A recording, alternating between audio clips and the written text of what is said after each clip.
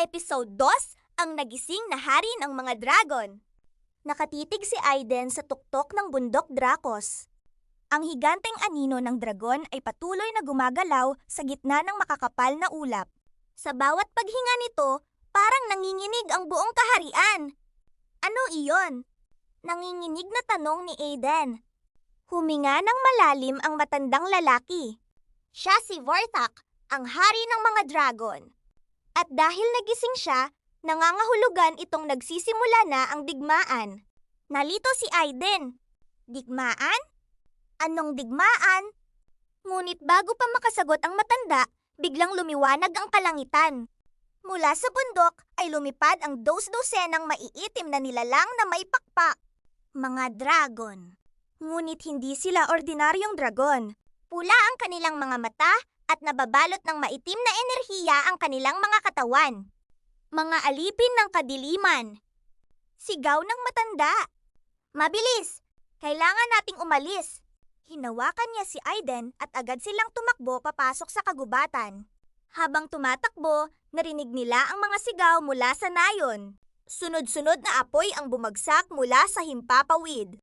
Nagliliyab ang mga bahay. Nagsisitakbuhan ang mga tao. Gusto ni Aiden na bumalik upang tumulong, ngunit pinigilan siya ng matanda. Hindi mo sila maililigtas kung hindi mo muna mauunawaan ang iyong kapangyarihan. Ilang oras silang naglakbay hanggang makarating sa isang nakatagong kuweba.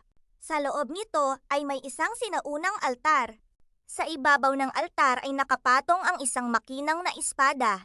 Nang makita iyon ni Aiden, muling kumislap ang marka sa kanyang braso. Unti-unting lumutang ang espada sa hangin. Imposible! Bulong ng matanda. Talagang ikaw nga ang tagapagmana. Dahan-dahang hinawakan ni Aiden ang espada. Sa sandaling mahawakan niya ito, may mga larawan na biglang pumasok sa kanyang isip. Isang hari, isang malaking hukbo, at isang babaeng mandirigma na hawak ang parehong espada. Pagkatapos, ay isang boses ang umalingaw-ngaw sa kanyang isipan. Hanapin mo ang 4 na kristal ng liwanag. Sila lamang ang makakapigil sa pagbabalik ng kadiliman. Biglang nagdilim ang kuweba, at mula sa likuran nila ay narinig ang isang malamig na tinig. Mukhang nahanap na rin kita, tagapagmana. Paglingon nila, isang lalaking nakasuot ng itim na baluti ang nakatayo sa pasukan ng kuweba. At sa kanyang likuran, may isang dragon na 2 beses ang laki ng isang bahay.